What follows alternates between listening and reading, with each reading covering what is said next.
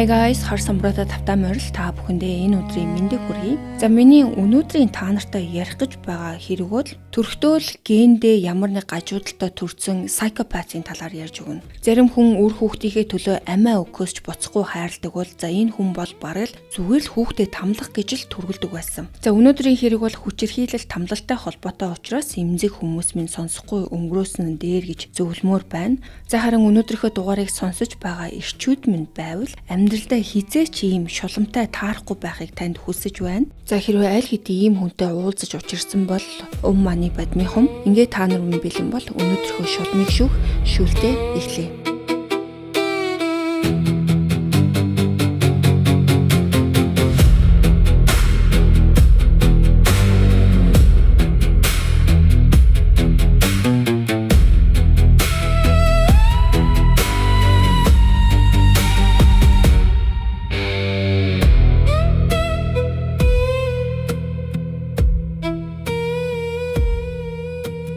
За Мишель Ватсон буюу хүмүүсийн дуудгаар Шелли 54 оны 4 сарын 15-нд Вашингтон мужийн Рэймонд хотод төрсөн. Тэр Чак болон Пол гэдэг хоёр эрэгтэй дүүтэй. Аавыг нь Лестер Ватсон, харин ээжийг нь Шерон Ватсон гэдэг. Шеллигийн бага нас бол эхнээсээ л тогтворгүй орчинд өнгөрдөг. Ээж Шерон нь архины асуудалтай, хүүхдүүдэд байнга хайхрахгүй орхидог, за мөн биеэ үнэлдэг байж магадгүй гэсэн мэдээлэлч байдаг. Үүн дээр нь нэмээд хүчирхийлэлтэй ирчүүдтэй явуулдаг. За бүр тэднийгээ гэртээ авчрах нь ээлбэг. Эцэг ихэн салсны дараа Шелли 6 настайдаа дүү Чакийн хамт аав Лестер дээр очсон. За харин аав Лестер нь Лора гэдэг эмэгтэйтэй Вашингтон мужийн Battleground хотод бол айл хэдийнэ шинэ амьдрал эхлүүлчихсэн. Харин хамгийн сонин Лора нөхрөө өөр эмэгтэйгээс хүүхдүүдтэй гэдгийг нь огт мэдээгүй. Шелли болон Чак хоёр гинэд гэрт нь хүрээд ирэхэд л анх мэдсэн гэсэн үг. Гэсэн ч Лора бол хоёр хүүхдийг хүлээж аваад өөрийнхөө хэмжээнд сайн өсгөхийг хичээдэг. Харин хамгийн бага дүү Пол ээж Шаронтойгоо үлдсэн бөгөөд Шарон удалгүй Лос Анжелес руу нүүж нэг эрэгтэйтэй хамт амьдрах болсон. Шеллигийн хувьд 6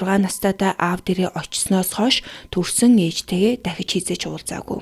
За гэхдээ түүний хойд ээж Лорагийн хувьд Шеллиг өсгөнө гэдэг нь маш хэцүү зүйл болж хувирдаг. Шеллиг хожим бүр тамийн дагуур охин гэж хүртэл тодорхойлсон байдаг. Лорад бараг өдөр болгон үзэн яддгаа хийлнэ. Хүссэн зүйлээ авахын тулд ойрлж, чарлж, өшөглөж эсэргүүцнэ. Бас байн худлаа зүйл зохиож гэр бүлийн хүмүүсийг өөрийнх нь юмыг хулгайлчихлаа гэж хүртэл буруутгадаг. 6 настай охин штэ энэ бол. Лора энэ зангийн засаж тодорхой дүрм журамтай болгох гэж хичээдэгч аав Лестер нь охиноо бараг бүх зүйлээс өмгөөлж хамгаалдаг. Сургууль дээр нь ч гэсэн ялгаагүй. Багш нар Шеллитэй харьцаад маш хэцүү, хичээлийн дүн нь муу, дээрэс нь өөрт нь шаардлага тавьдаг ямар ч хүнийг хүлээн зөвшөөрөх дургүй хүүхэд гэж ярьдаг.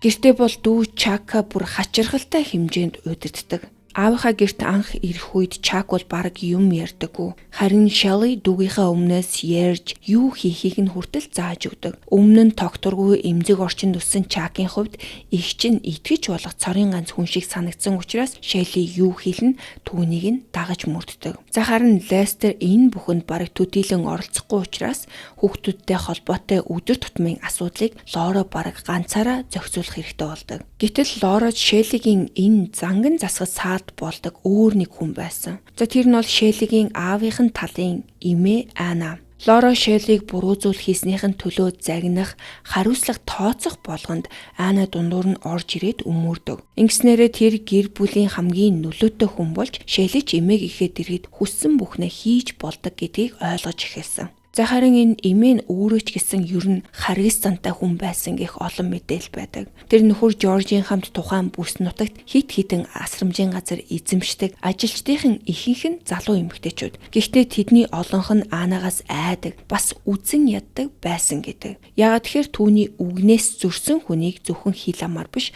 за бүр бие махбодоор нь хүртэл дарамталтай байсан. Бүр ажилчдынхаа толгойг жорлон руу хүчээр дүрдэг, өөрийнхөө хөлийг угаалгуулдаг байсан гэх бүр тийм янз бүрийн мэдээлүүд байдаг. Гэртээ ч гэсэн ялгаагүй. Нөхөр Жоржо гэрийнхээ арын жижиг сарвчанд унтуулдаг байсан. Гэхдээ энэ нь болохоор зүгээр нэг хэрэлдэж уралдангуудаа нөхрөө гаргаж хонуулсан үйлдэл биш. Энэ нь бүр гэрлэлтийнх нь 20 жилийн турш үргэлжилсэн. За энэ нөхөр бол юу бодож 20 жил ингэж амьдэрсэн байгаа юм бүү мэд. За өөрөөр хэлбэл энэ Ана бол эргэн тойрныхоо бараг бүх хүнийг ямар нэг байдлаар дарамталж өөрийнхөө иргэшээлт байлгадаг хүн. Гэхдээ нэг л сонин зүйл байдаг. Шэйли л ганцхан эмээгийнхээ энэ иргэшээлд нь ордоггүй уур хилэнгээс нь хол байдаг байсан. Ана бусадтай харцдаг шигээ Шэйлитэй харьцахын оронд бүр эсэргээрээ өөртөө ойртуулж, үргэлж өмөрж хайрладаг байсан. За ганц хайртай хүүхэд юм болов уу? Ингээд Шэйлигийн хувьд эмээ нь бол аажмаар үлгэр дуурайлал авах тэр хүн нь болж хувирсан. Хүмүүстэй аимшигтай харьцаж, дарамталж, хүснээ хийсэн ч гэсэн эцэст нь ямар ч хариуцлага хүлээхгүй өнгөрч болгийг тэр эмээгээс харж өссөн гэсэн үг. Шэйлиг 13 настай байхад төрсөн ээж Sharon нь нас барсан гэсэн аимшигтай мэдэрдэг. Тэр тухайн үед хүчирхийлэлтэй нэг эрэгтэйтэй явуулдаж байсан бөгөөд тэр хүн нь Sharon-ыг зочид буудлын өрөөнд зодож хөнөөсөн. За Шэйли бол энэ мэдээг сонсоод нэг их тэгж яг хүний нүдэн дээр илт уйлж гашуудж байгаа тийм ямар нэгэн шинж тэмдэг үзүүлээгүй. Гэхдээ гэр бүлийнхэн нь өөр нэг зүйл анзаарсан нь түүний зан авир бүр өмнөхөөсөө ч илүү дордож ихээсэн явдал. Ердөө нэг жилийн дотор өмнө нь бүдүүлэг хяналтгүй хүүхэд байсан Шэйли бусдын өвдөлтийг зориуд харж түүнээсээ таашаал авдаг тийм харгас өсвөр насны хүүхэд болж хувирсан. За харин азгүй байдлаар энэ үед хамгийн бага дүү Пол нь гэртээ ирдэг. Яагаад тэгэхээр тэр өмнө нь төрсэн ээж Sharon-тойгоо амьдардаг байсан болохоор ээж нь нас барсны дараа аавынхаа гэрт ирсэн гэсэн үг. За харин Полыг гэрт ирсэн цагаас Шэйли түүнийг ойнолж эхэлсэн. За жишээ нь ингээд хурц шилний хилтерхийг дүүгийнхаа гутлан дотор нууцаар хийчээд Полыг гутлаа өмсийг нь хүлээдэг. Тэгээ дүүгээ өвдөж шаналж байгааг нь хараад тэрнээсээ таашаал авдаг байсан. Зарим үед энэ харгас зангаа өөрийн хойд ээж Лора дээр гаргадаг. Лора гэрээ цэвэрхэн эмх цэгцтэй байлгахдаа их анхаардаг байсан гэдгийг Шэйли мэддэг байсан учраас зориуд эд зүйлийг нь эвдэж зүтгэдэг.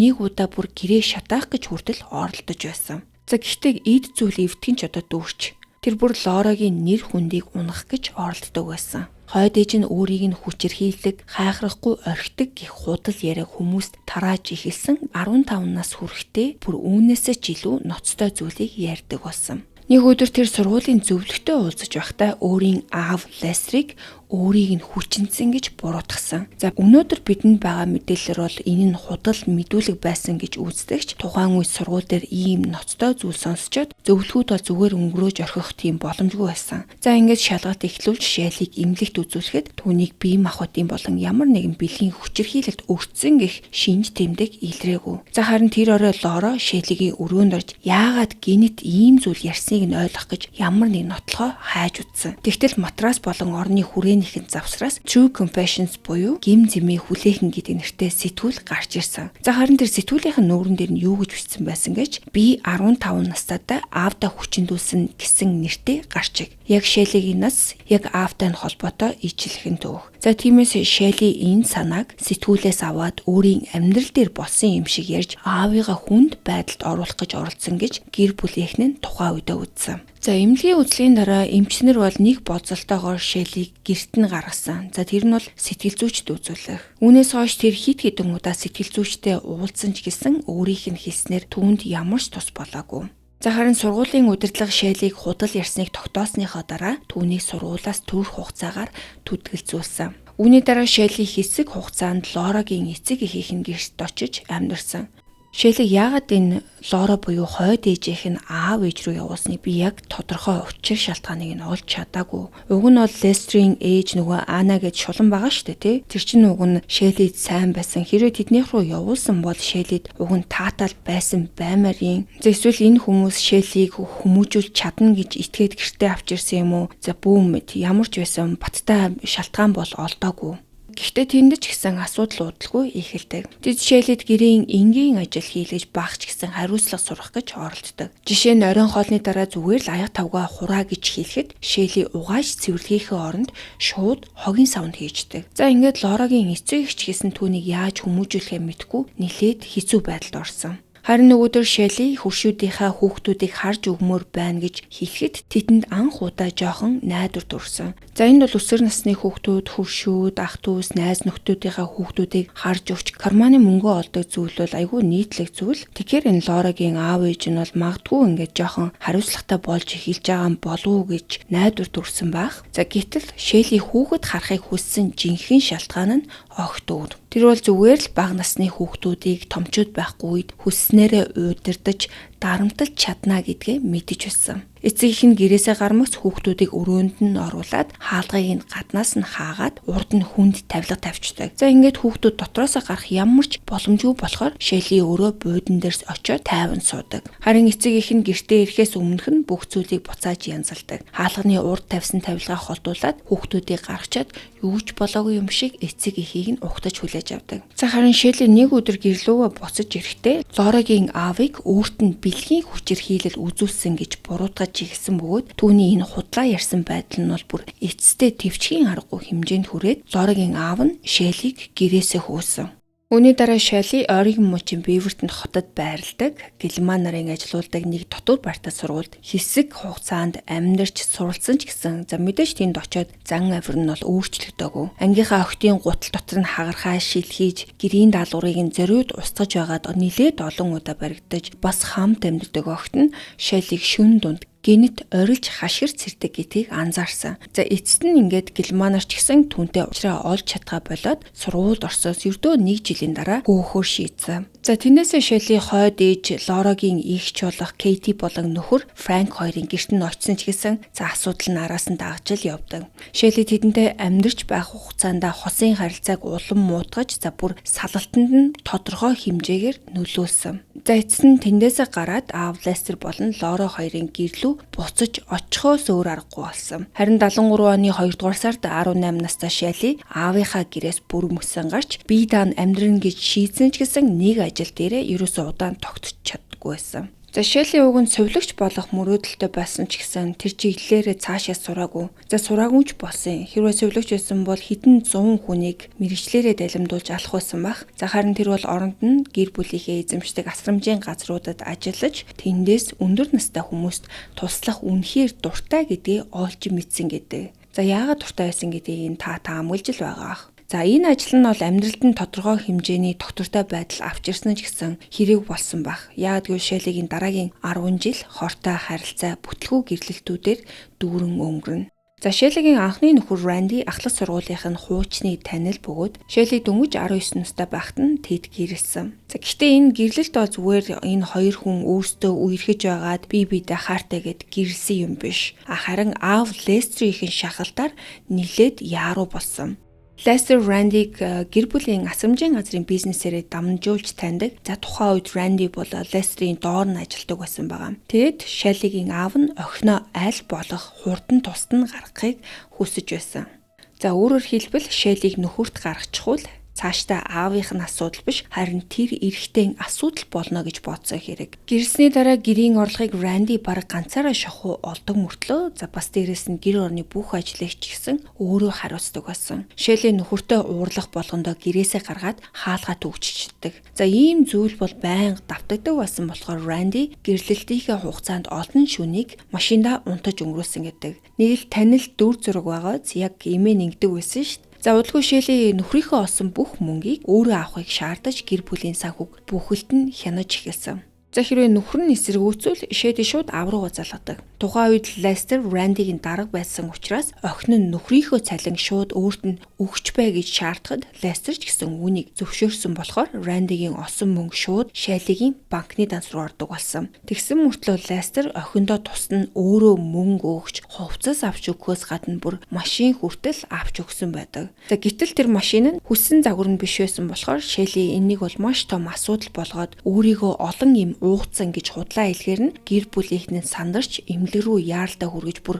ходоодыг нь хүртэл угаалгасан байгаа. Харин эмч нарын олсон зүйл нь бол ердөө 2 ширхэг аспирин. За удалгүй Шелли ааваасаа шинэ байшин авч өгөхийг хүсгэд аав нь татгалцсан. Тэгэхээр Шелли өөрийнхөө амьдарч байсан байшин, хороол нь аюултай гэдэгт аавыгаа итгүүлэхээр гэртээ хулгай орсон юм шиг бүх зүйлийг зориуд зохион байгуулж бүр өөрийгөө зодож зүсэлт хүртэл хийсэн. За ингэснээрээ гэрт нь нэвтэрсэн хүн өөрийг нь бас зодож гэмтээсэн юм шиг харагдуулсан байгаа. Тэгээд яасан гэж эцэст нь аав нь үнэмшээд охиндоо шинэ байшин авч өгсөн. За энэ үеийг харах юм бол Шелли хүмүүст нөлөөлж өөрийн хүссэн зүйлийг хийдэгтээ аюу сайн болцсон байгаа. Хэнийг ямар аргаар дамтлахаа зөв болчихвол хүссэн зүйлээ бараг л үргэлж авч чаддаг болсон байсан гэсэн үг.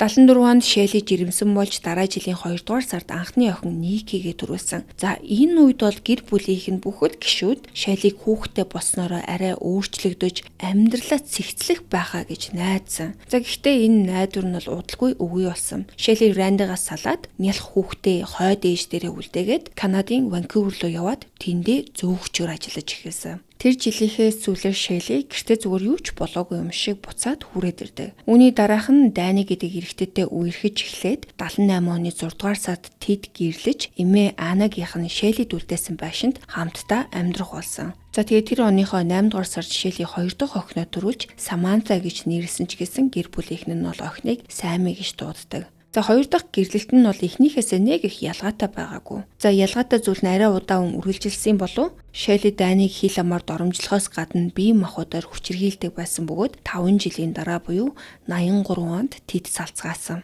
29 настай Шелли орон нутгийн нэг пабд 3 дахь бөгөөд сүүлчийн нөхөр болох Дэйв Ноуцагтай танилцдаг. За Дэйв бол Вьетнамын дайнд алба хааж байсан ахмад дайчин. Тухайн үедээ мужаанаар ажилдаг. За бас саяхан хүнд салалт туулсан учраас сэтгэл санааны хувьд бол нилээд эмзэг үе дээр явж исэн. Шелли харин үүнийг нь маш хурдан олж харсан юм шиг байгаа. Дэйвд хэрэгтэй байсан тэр хайр халамжийг нь өгч. За бараг л өөрийг нь дэлхий дээр хамгийн онцгой эрэгтэй хүн шиг мэдрүүлснээр Дэйв ч гэсэн түүнд бараг л тэр хүчтэй дурлсан. Харилцааныхаа ихэнх үед Шелли өөрийгөө хорт хавдартай, удаан амьдрахгүй гэж Дэйвд итгүүлээд хэрвээ өөрөө нас орчиход хүүхдүүдийг нь хэн харж хандах бол гэж айж байгаа ярьсан. За харин саяхан хүнд салалтыг туулсан Шеллид аль хэдийнэ дурлцсан байсан Дэйвийн хувьд ийм зүйл сонсох нь хүнд байсан нь ойлгомжтой. За харин тэр аажмаар Шелли болон хүүхдүүдийнх нь өмнө өөрийгөө хариуцлага үүрэх ёстой хүн юм шиг мэдэрч эхэлсэн. За ингэж Шелли хуурамч өвчин болон хүүхдүүдийнхаа ирээдүгээр Дэйвийн сэтгэл санаанд нөлөөлж гэрлэх шийдвэрлүү түлхсэн бөгөөд удалгүйч тэд хурмаа хийсэн. Харин энэ гэрлэл цаашдаа хэдэн 10 жил үргэлжлэх хүчирхийлэл эцэстээ хүний амь хөнөөсөн хэрэгүүтэй холбогдно. Тэдний гэрэлсэн энэ үетэй ойролцоо түүний том охин болох Никид бага насных нь хамгийн ихний хүчирхийллийнх нь дурсамжуудын нэг нь үлдсэн байдаг. Нэг шөнө тэр гинэт амьсгалж чадахгүй болж сэрэхэд нүүрэн дээр нь дэрээр хүчтэй дарцсан. За харин сандарсан Ники ээжигээ дуудах гэж оролдох зуур дэр нь нүүрнээс нь баг багаар холдсон байна. Тэгэд Ники өөрийг нь хэн ингэсэн болоо гэж харахад тэр дэрийг барьж байсан хүн нь ээж Шелли байсан. За ингээ бүр аимшигтай Ники амьсгалж чадахгүй сэрээд өөрийг нь дэрээр дарж байгаа хүн ээж нь гэдгийг нь харсан ч гэсэн Шелли бол тэр дорой бүх зүйлийг үгүйсгээд чи зүгээр л муухай зүйл зүудэлсэн юу ч болоогүйгээд охиндоо итгүүлдэг. За ингээд хуйлаа буцаад унтсан байгаа. Дэйв бол тухайн үед бол ямар аимшигтай гэр бүл рүү орж байгаагаа огт мэдээгүй. Шелли хүүхдүүдэд юу хийдгийг ер нь гэрийнээс нь өөр хинч мэдэхгүй. Дэйв өөрөө ч гэсэн удалгүй түүний хүчирхийллийн байна болно. Гэхдээ энэ хэргийн үйл явдал цаашаа өрнөх тосом Дэйвийг Шеллид бүрэн удирдуулсан бас нэг хохирогч гэж харах уу? Эсвэл өөрөө хамсаатан болсон гэж үзэх үү гэдэг нэг асуулт гарч ирнэ. За энэ бас та нарын өнөөдрийн шүүлтийн нэг хэсэг шүү. За удалгүй Шелли хүүхдүүд болон Дэйвийн хамт Реймонд хот руу нүүсэн. 2000 гаруй хүн амтай хүмүүс нь бие биенээ таньдаг жижигхэн суурин учраас тэнд очиод тун удалгүй нэр хүндтэй гэр бүл олж чадсан. Дэйв найдвартай ажлаа сайн хийдэг барилгын гүйцэтгэгч гэдгээрээ танигдаж, Сэлэж гэсэн тусламж хэрэгтэй хүнд үргэлж гараа сунгадаг сайхан сэтгэлтэй эмэгтэй юм шиг харагддаг. За тэднийг тэнд нүүж ирэхэд Ники 12-тай, Сами 9 настай байсан. Гэр бүлэрээ нэг дор амьдарч эхэлсний дараа Шелли Дэйвийг аажмаар өөрийнхөө бүрэн хяналтанд оруулж эхлээд найз нөхөд гэр бүлийнхнээс нь холдуулсан. За яг өмнөх нөхрүүдтэйгээ адилхан гэр орны бүх ажлыг Дэйвэр хийлгэнэ. Дээрээс нь гэр бүлээ тэжээхийн тулд хангалттай их ажилсангүй гэж бодвол түүнийг зоддог. Гэрийн ажил дутуу байх, за эсвэл Шелли өөрөө зүгээр л муухай ааштай байх нь хүртэл хүчирхийлэл эхлэх шалтгаан болж чаддаг. Тэгвэл Дэйвийг ямар ч хэрэггүй хүн муу нөхөр гэж байнга доромжилдог болохоор сүүлдээ Дэйв өөрөө ч гэсэн өөрийгөө үнэхээр хэрэггүй хүн юм шиг санаж маш их тийм доромжлогдсон мэдрэмжтэй үлддэг болсон. Хамгийн гол нь Дэйв Шеллигийн хайр халамжийг нь хүсдэг. За харин Шелли бол үнийг нь ашигладаг. Зодож доромжилсны дараа гинтэл зангаа өөрчлөөд хайр халамж үзүүлж уучлалт гуйж дахиж хизээч ингэхгүй гэж амладаг. Дэйв хүсээд байсан хайраа тэр үедээ авна. Тэгээ хэсэг хугацааны дараа хүчирхийлэл дахиад л эхэлнэ. Энэ мөчлөг бол хэдэн жилийн турш тасралтгүй үргэлжилж нэг удаа бүр Ники болон Сами хоёр Дэвийг бууныхаа амыг амдаа хийцэн сууж байхыг нь хүртэл харсан. За харин тэр үед Шелли түүнийг болиулсан байна. Гэхдээ тэдний гэрт Шеллигийн хүчирхийлэл бол зөвхөн Дэвээр дуусахгүй. Шелли эмээгээсээ өвлөж авсан байшингаа барьцааны төлбөрөөр төлж чадаагүйс алдсны дараа гэр бүл нэг жижигхэн байшинд нүүж орсон юм байна. За яг эндээс эхлээд Ники рүү чиглэсэн хүчирхийлэл нь бол улам ойр ойрхон илүү хүнд болж эхэлдэг. Ники бол хожим ээжигээ хизээ дэлбэрхийг нь мэдхийн арга байхгүй. Яг л цагтаа бөмбөг хүн байсан гэж дүрсэлсэн. За нэг удаа бүр зодуурынх нь үеэр Шелли Никийг хан руу маш хүчтэй түлхэхэд өмнө нь нэг зураг үлгэж байсан газарт хатаас нь цухууцсан байсан таарад тэр хатаас Никигийн толгоор нь орсон юм байна. Өөр нэг удаа шилэн хаалга руу түлхэж унагаснаар охины бие энт тэмдгүү зүсэгдсэн ч Шелли өөрийн хийсэн зүйлдээ хариуцлага хүлээхийн оронд чи намайг юу хийлгэснээ харж гин үү гэж Никийг өөрийг нь буруутгасан байдаг. Цус гарч гимтэл нь ноцтой байсан ч мэдээж эмдэг рүү авч яваагүй. Ер нь л ингээ Шелли бол Никийг зодохыг хүсвэл ямар ч хамаагүй нэг шалтгааныг бол заавал олдог. За харин энэ бүхнийг гадны хүмүүсээс нуухын тулд охиныхоо хөхөрч зүсэгдсэн хэсгүүдийг нүүрний будгаар далдалж сургууль волейбол тоглохдоо хүртэл охиныхоо шортны доогуур балетын трико өмсөхийг хүртэл шаарддаг байсан. За ингэвэл бусад хүн хөлн дээр хөхрөлт шарахыг нь харахгүй. Дэвийг бүрэн хиндэгшгээ Шелли Никийг ч гэсэн бас яг өөрийнхөө иргэшээлт байлгахыг хүсдэг байсан. Хүчирхийлэн даамжихын хэрээр охиноо доромжлох арга нь ч гэсэн улам харгас болдог. Заримдаа Никийг газар дарж хөвтүүлээд гахаа мэт үгээр харааж нүүр биелүүн цохиж алгаддаг. Гэтэл энэ бүхэн дуусмагц за яг нөгөө нөхөр Дэвдээ гаргадаг зангаа давтдаг. Гинэт уучлал гуугаал охиндоо ямар их хайртайгаа хэлж ахаад л худлаа халамжтай ээжийг аашилдаг. За ингээд Ники бол ээжийнхээ хайр халамжийг авахын тулд өмнө нь заавал нэг ямар нэг аимшигтай зүйлийг төвчих ёстой юм шиг ийм орчинд амьдарч эхэлсэн. Өөрөөр хэлбэл Шелли эхлээд охиноо айлгаж, доромжилж, зодчоод дараа нь хайр халамжаар аргацдаг энэ мөчлөгөөр Никийг өөрөөсөө сэтгэл санааны хувьд улам хамааралтай болгосон. Ники ээжийнхээ хайрыг байн хүсэж за харин тэр хайрыг мэдрэхийн тулд дараагийн доромжлол хүчирхийллийг хүртэл төвчих хэрэгтэй болдог. Ники сургууль дээрээ гэрт нь юу болдгийг найз нөхөд багш нартай огт хэлдэггүй. Төрөл садандаа ч ам нээгээгүй учраас энэ хүчирхийллийн талаар мэддэг хүмүүс нь зөвхөн энэ гэрт амьдардаг хүмүүс. Шеллигийн гол байн Ники байсан ч гэсэн бага охин Саймиг ч гэсэн зүгээр өнгөрөөгөөгүй. За голдуу түүнийг бол сэтгэл санаагаар дарамталдаг байсан. Энэ гэрт хүүхдүүд бол жирийн айлын хүүхдүүчийг хүссэн үедээ хооллож, бие засаж, усанд ч орж болохгүй. Шелли хин ямар хоол идэх, хидийд идэхийг хүртэл хязгаарлахаас гадна огтоо бие засах болгондоо эхлээд зөвшөөрөл авахыг шаарддаг. За харин тэр өөрөө зөвшөөрсөн тохиолдолд Шелли тэдэнтэй хамт ариун цэврийн өрөөлөө орж бүр хэрхэн бие засаж байгааг нь хүртэл хяндаг. Усанд орохыг нь ч гэсэн ховор зөвшөөрдөг болохоор охид бохир хувцастайгаа сургуульдаа явах үе нь олон. Гэхдээ Никид зориулсан Шеллигийн хамгийн аимшигтай шийтгүүлүүдийн нэг нь бүр өөрийн гэсэн нэртэй байсан. За Шелли бол энэ шийтгэлээ Wallowing буюу шаварт өнгөрөх гэж нэрлэдэг. Зарим орой ямар ч үг хэлгүйгээр Никигийн өрөөлөө дайрч ороод орилж хашгирч элдвээр доромжилсоор орноос нь босгоод бүх хувцаа тайлгаж тушаана. Ники шалдан болонгууд Шелли гэр дундуур загнаж харааж хөөсөөр арын хашаандаа гаргаад шавар дунд суулгадаг. За харин үүнийг дулаахан зуны өдөр хийдэг нь бүр аимшигтай. Ихэнхдээ намар, өвлийн хүүтэнд заримдаа гадаа хүлдэх шахан байхад Никийг нүцгэн гаргадаг. Тэгээ шавар дотор гахаа шиг өнхөргөж тушааж охиноо нааш цааш хөрвөх болгонд гахаа гэж доромжилж улам цаашаа өнхөрхийг шаарддаг. За энэнд нь бүр Дэв хүртэл оролцдог байсан. Ники хүүтэн шавар дотор нүцгэн өнхөрж байхад Дэв цэцэрлэгийн усны хоолоогоор дээрээс нь мөстөө шахам хүүтэн усаар шүршдэг. Харин Шелли хажуугаас нь доромжилж гахаа гэж дуудаад цааш өнхөр эрг гэж тушаасаар байдаг. Энэ нь тэгээ хэдхэн минутын шийтгэж биш. Заримдаа Никийг бүр ийм байдалтай хитэн цагаар нь байлгадаг байсан. За энэ Wallowing дууслаа гэд Никигийн шийтгэл бол тэндээ дуусахгүй.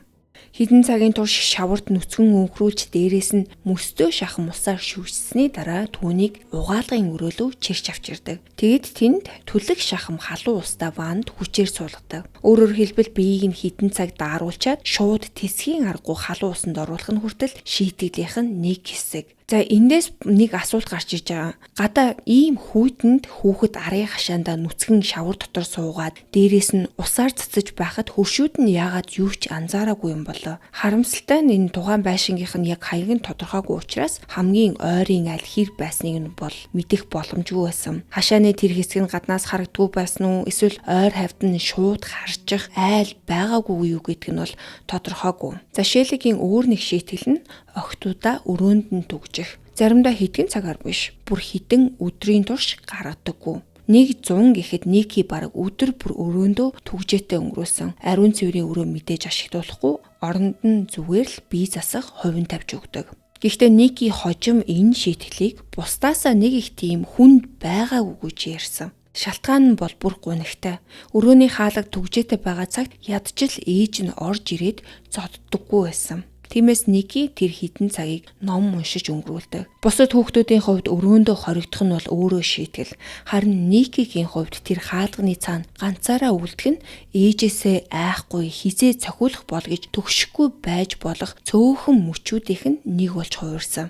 За энэ Самиг Ники шиг тогтмол хүн дээр зоддоггүй байсан нэг шалтгаан нь тэр ээжийнхээ аашийг хэрхэн аргалахаа арай эрт сурсан юм шиг байгаа. Шеллиг байнга магтаж, сэтгэлд нь нээзүүлж, аль болох сайхан ааштай байлгахыг хичээдэг. За гэхдээ Шеллиг хамгийн муухай ааштай өдрүүдэд нь бол юу ч хийсэн нэмэргүй. Тийм үед Самийн хүртэл уур хилэнгээс нь мултарч чаддаггүй байсан. Харин хүчирхийлэл дуусмагц Шелли бол урдын адил огцом өөрчлөгддөг. Уучлалгүйгээд хүүхдүүдэд ямар хайртайгаа хэлээд гинтэл халамжтай ээж болж хувирдаг. Зул сарын баярууд бол үүнийх нь хамгийн тод жишээ. Шелли охидоо маш олон бэлэг авч өгч тэр хідэн өдөртөө бол үнэхээр хайртай халамжтай ээж юм шиг мэдрүүлнэ. Гэхдээ тэр бэлгүүд бол үнэндээ хизээч хүүхдүүдийнх нь мэдэлд бүрэн очдоггүй. Шелли хүссэн үедээ бүгдийг нь хурааж аваад өөрийнхөө шүүгээр өгийдэг. Дараа нь шүүгээний хаалгыг скотчоор битүүмжлээд хин нэгэн онгойлгосон эсийг нь шалгадаг. За хэрвээ наалт хүүтэлсэн эсвэл тасарсан байвал Ники Самийн хоёр бэлгээ буцааж авах гэж оролцсныг нь шууд мэднэ. За мэдээж үүнийхээ хариуд дахиад л зодуур.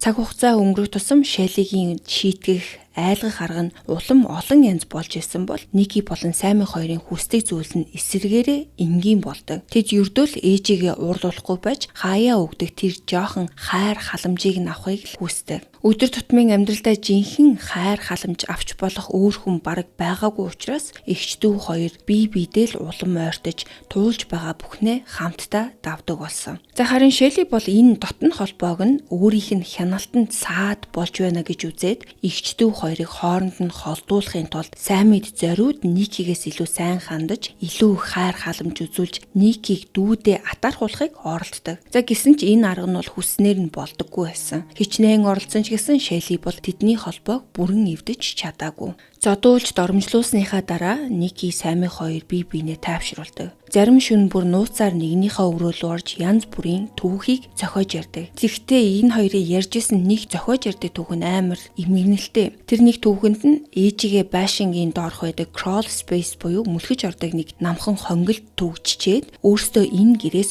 бүр мөсөн зүхтаж байна гэж төсөөлдөг байсан. Гэхдээ энэ нь бол Шеллид үнэхээр ямар нэг зүйл хийхээр гаргасан төлөвлөгөө биш. Айдастай амьдралаасаа зүгээр төрч болов гэсэн зүхтахын тулд хоёр охины хоорондоо зохиож ярьдаг төсөөлөлтүүдийн зүйл. Яагаад тэгэхээр тэр үед бол Ники Самийн хоёрын толгойд нэг зүйл бол аль хэдийнэ бүр гүн суудсан байсан. Ээжигээ эсэргүүцвэл эцэст нь зовлон, өвдөлт, за магадгүй бүр үхэлд хүлээж байгаа гэдэгт тэд бол үнэхээр итгэдэг болсон байсан.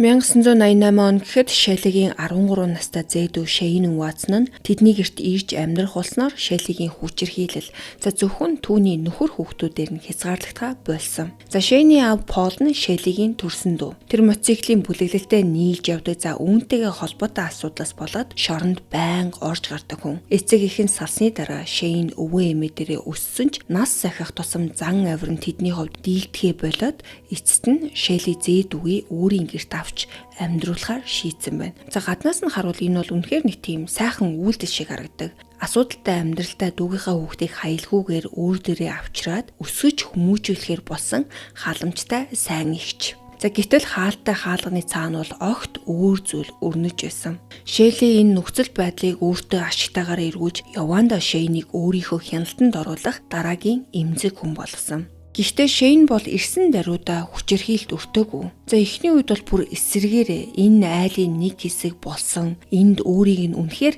хайрладаг хүмүүс байгаа гэдэгт итгэх шалтгаан түүнд байсан. Ники болон Сами хоёр ч гэсэн Шейнд бол яг л төрсөн ах шигээ дасаж, Шейн ч гэсэн Шелли болон Дэйв хоёрыг өөрт нь өмнө нь байгаагүй аав ээжийн оронд харж эхэлсэн. За ялангуяа Дэйв бол түүнд маш дотн хандаж, өөрийн хүү шиг бодож хамт цагийг өнгөрүүлдэг болсон. Шейний хувьд бол энэ гэр зүгээр нэг түр амьдрах газар нь болоогүй. Амьдралдаа анх удаа тогтвортой гэр бүлтэй өөрийг нь хүлээн зөвшөөрдөг аав ээж болон дүүнертэй болсон юм шиг л санаж байсан. За ингээд тэднийгэрт өмнө нь яг Дэйв болон Ники хоёр тэр давтагдаж байсан мөчлгүүд Шейн дээр ч гэсэн гарч эхэлнэ. Эхэндээ Шелли түүнд ердийн гэрийн ажил өгдөг. 13 настай хүүхэд айлд амьдарч байгаа юм чин тодорхой хэмжээний ажилд туслах нь өөрөө сонин зүйл биш. Шейн ч гэсэн үүнийг нэг их тэгж асуудал гэж хараагүй. За тэр тусмаа Шелли өөрийг нь гэртээ авчирч бүр тусдаа өрөө гаргаж өгсөн болохоор хариуд нь гэрийн ажилд туслах ёстой гэж бодсон баг. За гэтэл хийх ёстой ажлынхын жагсаалт баг багаар уртсаж тавих шаардлага ч гэсэн улам нэмэгцээр сүүлдээ нэг хүүхэд заасан хугацаанд нь бүгдийг дуусгах ямар ч боломжгүй хэмжээнд хүрсэн. Шелли хүчирхийлээд шууд ингээд нэг хамгийн харгас хэлбэрээр эхлүүлдэггүй. Хүний тэсэж чадах хязгаарыг баг багаар түлхэж дарамтаа аажмаар нэмэгдүүлдэг энэ аргаа бол тэр үед аль хэдийн бүр сайн эзэмшсэн байсан. Шейнийг эхэндээ нэг хаяа түлхэх цохих төдий байсан бод удалгүй хүчтэй зодож, ороолгож, балбах, өшөөлөх болж хувирсан. За дараа нь бүр усанд орох эрхийг нь хассан. За ингэснээрээ Шейний хувьд бол биеэ угаах цорын ганц боломж нь нөгөө Ники хийдэг валовын болж хувирсан. Түүний хүүтний шавар дотор өнгөрүүлж, дээрээс нь хүүтэн усаар шүршдэг. За үүний дараа гэрт оруулж түлэх шахсам халуун усанд оруулдаг. Дараа нь Шелли Шейний өөрийн гэсэн бүхнийг нэг нэгээр нь авч эхэлсэн. Хувийн эд зүйлийг нь хураасаар эцэст нь Шейнд өөрийнх нь гэж хэлэх зүйл бараг юу ч үлдээгүй. Заримдаа Шелли үүнээс ч илүү доромжлох шийтгэлүүдийг бодож алдаг. Өсвөр насны Ники болон Шейн хоёр үеэлүүд байхад тэднийг зочны өрөөнд бүрэн нүцгнээр нь тэврэлдүүлээд удаан бүжиглэхийг хүчээр шаарддаг. Тэгэд Дэйв болон Сами хоёрыг хажууд нь суулгаж энэ бүхнийг харуулдаг. За үүнд бол бэлгийн зориг байсан гэх мэдээл байдаггүй. Харин Ники болон Шейн хоёрыг аль болох их ичээж, хувийн хэл хязгаар болон өөрийгөө хүндлэх мэдрэмжийг нь эвдэж, улам дуулууртай болгох гэсэн доромжлолын нэг хэлбэр байсан гэж тайлбарладаг. Шөнө болоход Шейн бейсментийн шалан дээр дэргүү, хүнжилгүй унтдаг. Өдөр бүрийн бие махбодын хүчирхийлэл дээрээс нь ийм сэтгэл санааны дарамт давхурдаж явандаа Шейн өөрөө хүртэл энэ бүхнийг хүртэх ёстой хүн юм байна гэж боддог хэмжээнд хүрсэн. За харин Шелли бол бусадтай хийдэг өнөх үйлдэлүүдээ Шейн дээр ч гэсэн давтна. Хэсэг хугацаанд зодож доромжилж байснаа гинэд зангаа өрчлөөд маш их хайр халамжийг үзүүлдэг. За ингэх бүрд Шейн тэр хайр халамжийг дахин авахын тулд Шеллиг баярлуулахыг улам их хичээдэг болсон. За 1989 он гэхэд 34 настай Шелли 3 дахь хүүхдэд тээж байсан бөгөөд энэ нөхөр Дэйвтэй хамт төрүүлэх анхных нь хүүхэд нь. За яг энэ үед Шеллигийн өсчин төдийгүй ойрхон амьдардаг дотны найз Кэйтигийн амьдрал нь хүндхэн байдалд ороод исэн. Кейси бол Шеллид маш их итгэдэг байсан учраас найз залуугаасаа саяхан салсан одоо амьдарч байгаа газрынхаа зардлыг ганцаараа цааш түлж дийлэхгүй болсноо хүртэл ярьсан байна. За Шелли харин Кати ямар эмзэг байдалд орсныг маш сайн олж харсан. Удахгүй хүүхэд төрөх гэж байгаа учраас Кейтиг гэртээ оруулж байраар хангахынхаа хариуд хүүхдээ харуулж болно гэж бодсон. Гаднаас нь харуул мэдээж сайхан сэтгэлтэй хүний хийх л зүйл. Хүнд байдалд орсон дотны найзаагаа хаялгүй гэртээ авч амьдрах газар өгч харин найз нь хариуд нь хүүхэд харахад нь туслана. За Шелли бол өөрөө бусдад яг ийм халамжтай өгөөмөр хүн шиг харагдахыг хүсдэг байсан. За гэхдээ бодит байдал дээр түүний гэрт өөрөөс нь хамааралтай болох бас нэг эмзэг хүн орж ирэх гэж байгаа нэ. За Кейтиг нүүж ирэхээс өмнөхөн 1989 оны 6 сард Шелли охин Торийг төрүүлдэг. Дэйв бол хожим Торийг төрсөн тэр үеийг гэрлэлтийнх нь хамгийн аз жаргалтай мөч бараг л цорын ганц жинхэнэ аз жаргалтай байсан үе гэж дурссан байдаг. Гэхдээ энд нэг бас нэг хачирхалтай зүйл байгаа. Юу гэхээр энэ бүх хугацаанд Дэйв эхнэрийгээ үнэхээр хорт хавдартай тэгээд химийн эмчилгээ хийлгэсээр байгаа гэдэгт нь итгэсэн хിവэрэ байсан. За хэрвээ та нар санаж байгаа бол тэд анх үерхэж эхлэх үед Шелли өөрийгөө хорт хавдартай удаан амьдрахгүй гэж Дэвид хэлснийг ярьсан. Гэхдээ Шелли бол үүнийг зүгээр л ихэн үедээ хэлээд орхичаагүй. Химийн эмчилгээнд тогтмол явдаг хүн шиг жүжиглэж Дэвийг бүрэн үнэмшүүлэхийн тулд харилцааныхаа ихэн үед толгоон үүсдүүдийг хөмсгөө хүртэл хусаж байсан төвхтэй. За өөрөөр хэлбэл энэ худал бол зүгээр хэдэн 7 хоног үргэлжилсэн зүйл биш. Харин бүр хэдэн жилийн дараа за бүр охиныг түргүүлж байх үед нь хүртэл Дэв эхнэрээ хорт хавдартай эмчилгээгээ үргэлжлүүлэн хийлгэж байгаа гэж итгэсээр байсан. Гэхдээ эндээс нэг том зөрчил харагддаг. Химийн эмчилгээ хийлгэж байгаа хүн жирэмсэн болсон гэдг нь өөрөө ноцтой асуудал. Зарим төрлийн хими эмчилгээ эмэгтэй хүний үр тогтоох чадварт нөлөөлж зарим тохиолдолд бүр өргүүдэлд хүргэж болдог. За мөн эмчилгээний үед жирэмсэн болсон тохиолдолд хэрэглэж байгаа жирэмсний үе шатнаас нь шалтгаалаад урагт ноцтой хор нөлөө үзүүлэх, за бүр төрөлхийн гажиг болон зулбах эрсдэл нэмэгдэх боломжтой байдаг. Тэгэхээр Шелли үнэхээр хими эмчилгээ хийлгэж байсан бол тоорыг тээсэн нь ердийн нэг жирэмслэлчиг өнгөрөх зүйл бол байгаагүй. Тэгвэл Дэв яагаад энэ бүхэнд эргэлзээгүй юм болоо? За үүнийг нь бол баттай тайлбарсан мэдээлэл байдаггүй. За магадгүй тэр хим эмчилгээний талаар нэг их сайн мэддэггүй, жирэмслэлтэнд ямар эрсдэлтэйг мэддэггүй байсан байж болно. За эсвэл бүр ямар нэг зүйл хоорондоо нийцэхгүй байгааг анзаарсан ч Шеллигийн тэр олон жилийн дарамт хүчирхийллээс нь болоод тэр эргэлзээгээ цааш нь бодож асууж зүрхлээгүйч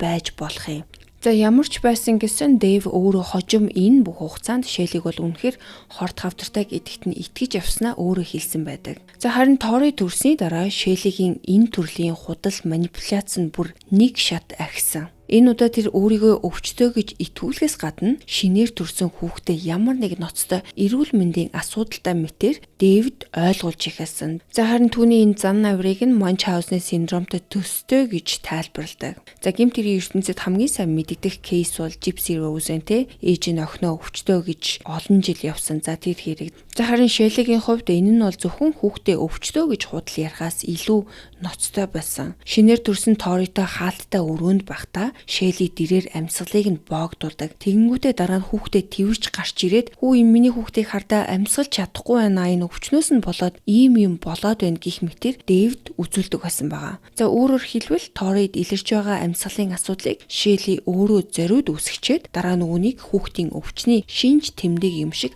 харуулж исэн гэсэн үг. За Дэв харин шинээр төрсэн охиноо үнэхээр өвчтөе гэж бодсон учраас эхэндээ бол Каthиг гэртээ нүүлгэж ирүүлэхийг огт хүсээгүй. Гэхдээ Шелли Ториг асарахад надад хүн хэрэгтэй байна гэж ятгсаар байгаад эцэст нь зөвшөөрүүлээд Каthi ч гэсэн тэдний нүүж ирсэн. За ингээд тухайн үед тэдний гэрт нийт 7 хүн амьдардаг болсон. За Каthi өөрөө Ториг асарч гэр орны ажил туслаад хэрэгтэй бүхнийг хийн гэж Шеллид хэлсэн нь эцэстээ өөрийг нь хяналтаа оруулах боломж болж хувирдаг. Шелли яг л өмнөх аргаа хэрэгжилж Каthиг шууд нэг дор эвдэх гэж оролдоогүй.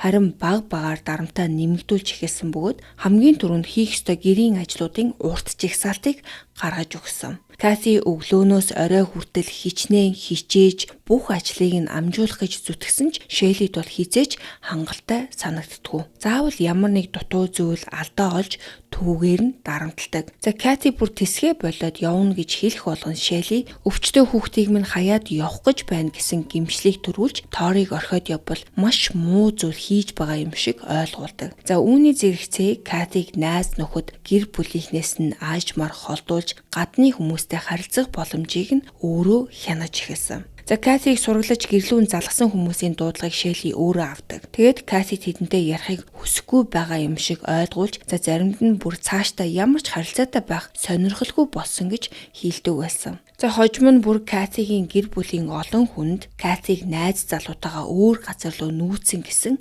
өөр түүхийг ярьж байсан байгаа. За яг энэ дарамт хүчирхийллийн эхний үед Каthi ядаж нэг удаа зүхтах гэж оролцсон. Гэрээс нь гараад бараг 400 орчим метр холдож амжсан ч гэсэн Шелли араас нь гүйсэж очиод буцааж авч ирсэн. Харин цаг хугацаа өнгөрөх тусам Катигийн ойр дотныхон хүртэл түүнийг өөрөө холбоогоо тасалж шинэ амьдрал эхлүүлсэн юм байна гэж бодох болсон. За ингээд Катиг ирж хай холбоо барих хүмүүс улам цөөрч Шелли түүнийг гадны ертөнцөөс ингээд бараг бүрэн тусгаарлаж чадсан. За харин энэ үед Ники, Сами болон Шейн гурав Катиг гэрт байгаад нь бол дотроо баярлдаг байсан. Яагаад тэгэхээр Кати ирснээр Шеллигийн анхаарал өөр тийшээ шилжиж өмнө нь хүүхдүүдээр буудаг байсан нөгөө хүчирхийлэл дарамтын ихэнх нь одоо Кати дээр буух болсон учраас тэр удалгүй Шелли Катиг унтуулах юмэр мансууруулж эхэлсэн. За эмний нөлөөнд орсон Кати шүн юу хийснээ бол огт санахгүй. Харин өглөө нь Шелли түүнийг унтаж байхдаа босож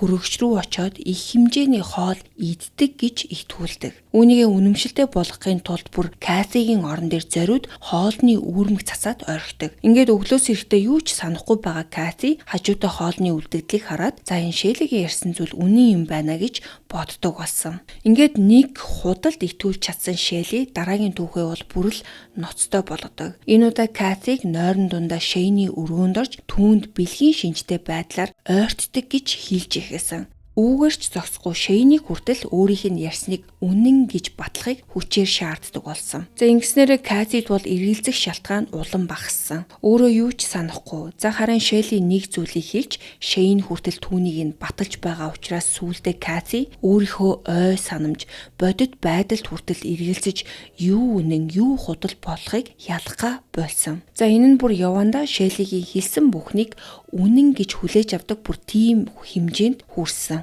За үүний дараа Шелли Катигийн өөрийн гэсэн бүх зүйлсийг нь нэг нэгээр нь хурааж эхэлсэн. Эхлээд түүний хувийн эд зүйлс дараа нь бүр хувцсыг нь хүртэл авсан. Үүнтэй зэрэгцээд бие махбодын хүчирхийлэл нь улам хүндэрдэг. Шелли гартаа таарсан гэр ахуйн бараг бүх зүйлсийг зэвсэг болгон ашигладаг байсан бөгөөд ялангуяа уцаар ороолгож зодох нь илбэг байсан. Катиг шатаар түлхэж унгаадаг, газар унтал нь балбдаг, хөвлөрүүнч өшгөлдөг. За гэхдээ зодуулаа гэд Кати амардаггүй. Дараа нь босоод нөгөө урт жигсаалттай гэрийн ажлаа үргэлжлүүлэн хийх ёстой. Заримдаа Шелли түүнийг ямар ч хувцсгүйгээр гэрийн ажил хийлгэж за бүр 2 хөл дээрээ алхахыг нь хориглож гэр дотор 4 хөллөж мөлхийг тушаадаг байсан. За Шейний нэгэн адил Катиг шөндөө бейсментийн шалан дээр хүнжилгүй унтуулдаг.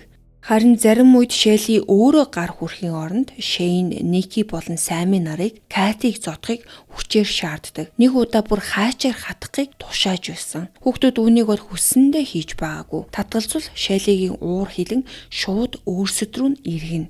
Зодуулна, эсвэл өнөөх Валовын шийтгэлд орно. Тиймээс тэдэнд Катиг хамгаалах уу, эсвэл өөрсдийгөө хамгаалах уу гэсэн аимшигтай сонголт тулгарч эцэст нь Шеллигийн тушаалыг дагахаас өөр аргагүй байдалд ордог байсан. Хэдийгээр хүүхдүүд өөрийг нь цохиж гимтээхэд хүртэл оролцдог байсан ч Кати бол хизээш тэднийг буруутгадаг байгаагүй. Харин ч өрөвддөг байсан. Яагаад тэгэхээр Шеллигийн тушаалыг эсэргүүцвэл дараа нь хүүхдүүд өөрсдөө ямар аимшигтай шийтгэл амсахыг тэр бол аль хэдийнэ мэддэг болсон. За нэг хэсэг Шелли бүр Ники болон Сами хоёрыг Катигийн араас дагуулж гэрийн ажлаа хангалттай сайн эсвэл хурдан хийхгүй байвал эрзийнэн болтоор оруулахыг шаарддаг байсан. Гэхдээ энд бас хамгийн бодлоонтой энэ бүхнийг Шелли өөрөө зохион байгуулчаад хүүхдүүд Катиг зодож байх үед заримдаа гинэс дундуур нороод түүнийг хамгаалж байгаа хүн шиг аашилдаг. Ёстой мэдрэл муутай. Өөрөө хүчирхийллийг эхлүүлж хүүхдүүдийг оролцуулчаад дараа нь Катиг тэднээс аварч байгаа юм шиг дүр үзүүлдэг гэсэн үг. Ингэснээр Шелли нэгэн зэрэг хүчирхийлэгч нь за бас аврагч нь болж Кати хүнд итгэх юу үнэн болохыг ялгахад улам хэцүү болгосон. Удаан үргэлжилсэн энэ манипуляц, газлайтингийн дунд Кати тэдний гэрт үйлчлдэг нэг зөв тогтлыг анзаардаг. Шелли ихэвчлэн нэг хүнийг гол байгаа болгож сонгодог. Тэгээд бүх анхаарал, уур хилэн хүчирхийллээ зөвхөн тэр хүн рүү чиглүүлж байх хугацаанд бусдыг нь харьцангуй тайван орхидог. Үүнийг ойлгосноос хойш Кати хүүхдүүдийг хамгаалахын тулд өөрөө аль болох удаан Шеллигийн гол байх хിവэрээ үлдэхийг хичээдэг болсон. Ники, Сами болон Шейн гурав түүнийг зодуулсныхан дараа тайвшруулах гэж ойртоход нь хүртэл Кати заримдаа тэднийг өөрөөсөө түлхэж холдуулдаг. Хүүхдүүдэд дургуйдаа биш. Харин Шелли тэднийг Катитай хэр ойр байгааг харчихвал анхаарлаа буцаагаад хүүхдүүдээр чиглүүлэхүй гэж айдаг байсан. За Дэйв харин даваагаас баасан гараг хүртэл ажилдаг байсан учраас бусадтай харьцуулахад гэрт өнгөрүүлэх цаг нь бага. За гэртээ ирсэн ч зарим үед бол байшиндаа биш гадаа майханд амьдарч олсон мөнгөнийхөө бараг бүгдийг нь Шеллид өгдөг. Гэхдээ энэ нь бол Дэйвийг зүгээр л юу болж байгааг хажуугаас хардаг хүн байсан гэсэн үг биш. Кассид гар хүрэхэд хүртэл тэр өөрөө ч гэсэн оролцдог байсан. За өвлийн нэг хүйтэн өдөр Шелли Кассид онцгой хүнд шийтгэл өгөхөөр шийддэг. Хүлдэг шахам тэр хүүтэнд түүнийг гадаа гаргаж байшингийн арын цасанд зарагдсан толгод руу авирахыг тушаана. Харин Дэйв толгодын орой дээр нь хүлээж зогсоно. Кати арай гэж дээшээ гарч ирэх бүрд Дэйв түүнийг буцаагаад доош нь түлхдэг. Кати доошоо өнхөрч унсныхаа дараа дахиж босож өнөөх толгод руу ахаад л авирна. Оройд нь хөрмөс Дэйв дахиад түлхэн, дахиад авирна, дахиад түлхүүлнэ. Ингэж Катиг бүрэн тамирдах хүртэл нь ахин дахин хийлгэж Шелли гэр бүлийнхээ бүх гишүүдийг хажууд нь зогсоогоод хитэн цагийн турш үүнийг харуулсан. За харин тэр толгод бол зүгээр нэг зөөлөн цасаар хучигдсан газар байгаагүй. Цасан доор хурц чулуу хайрга байсан учраас Кати доошоо өнхрөх бүрдээ биеэ дахин урж гимтээдэг. Эцэст нь Ники, Сами болон Шейн гурав толгодын цасан дээр урт улаан цусны мөр гарсныг харсан. Кати нэг замаар томшгүй олон удаа дээш авирч буцаад өнхөрсөөр тэр мөрийг өөрийнхөө цусаар гаргасан гэсэн үг. Энэ бүхний дараа ч гэсэн хүүхдүүд маргааш нь босоод сургуультай явж гэрт нь юу ч болоогүй мэт амьдрах ёстой. Ники болон Шейн хоёрын хувьд хичээлдээ анхаарах, гэрийн даалгавраа хийх нь хүртэл хэцүү болсон бол Сами харин гайхмар хэмжээнд гаднах амьдралаа хэвийн авч явж чаддаг байсан. Найз залуутай, найз нөхөдтэй, за бүр тэдэнд заримдаа гэрт нь ирдэг. За харин гэрт нь хин нэгэн ирэх гэж байгааг мэдмэц Шелли гэртээ болж байгаа бүхний уул мөрийг нуухтаа гаргууд байсан.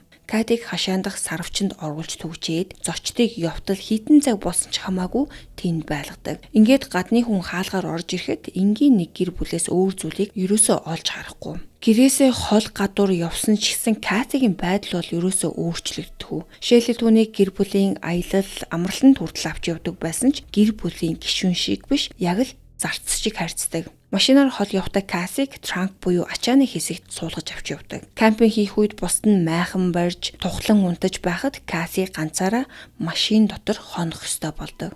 За Шелли хичнээн хатуу хяналт тогтоож байсан ч гэсэн энэ гэрээс зүхтах гэж оролцсон хүн нь ганц Каси байгаагүй. Дэвис бараг бус нь бүгдээрээ ямар нэг үед зүхтахыг оролдож байсан. Гэхдээ Шелли бол тэднийг бараг л үргэлж олж чаддаг. Хаашаа явж болох, хиндээр очихыг нь хүртэл таамаглаж араас нь олдог байсан болохоор тэднэр түүнийг бүр мастер ангууч гэж нэрлэдэг болсон. Гэхдээ Шеллигийн хамгийн хүчтэй арга нь хүнийг олж очоод хүчээр чийж авчрах байгаагүй. Ихэнхдээ тэр манипуляц ашиглан өөрсдөр нь буцаад гэртээ ирэх шийдвэрийг гаргуулж чаддаг. Хамгийн хачиргалтай нь зүхтаад баригдсан хүнийг гэртээ буцааж авчирмагцаа Шелли бол шууд шийтгдэггүй. Харин бүр эсэргээрээ сайхан угтаж хайр халамжаар буулдаг. Чи энэ гэр бүлд хэрэгтэй хүн, бид нар чамд хайртай гэсэн мэдрэмжийг өгч нөгөө хүн Шеллигээс нөгөө удаан хүссэн мөртлөө хаяал авч чаддаг хайр халамжаа гинэт хангалттай авдаг. Шелли бол яг үүнийг л ашигладаг байсан. Буцаж ирснийхэн дараа хүссэн хайрыг нь өгчгүүл дараагийн удаа явах хүсэл нь багасна гэдгийг тэр ойлгож байсан.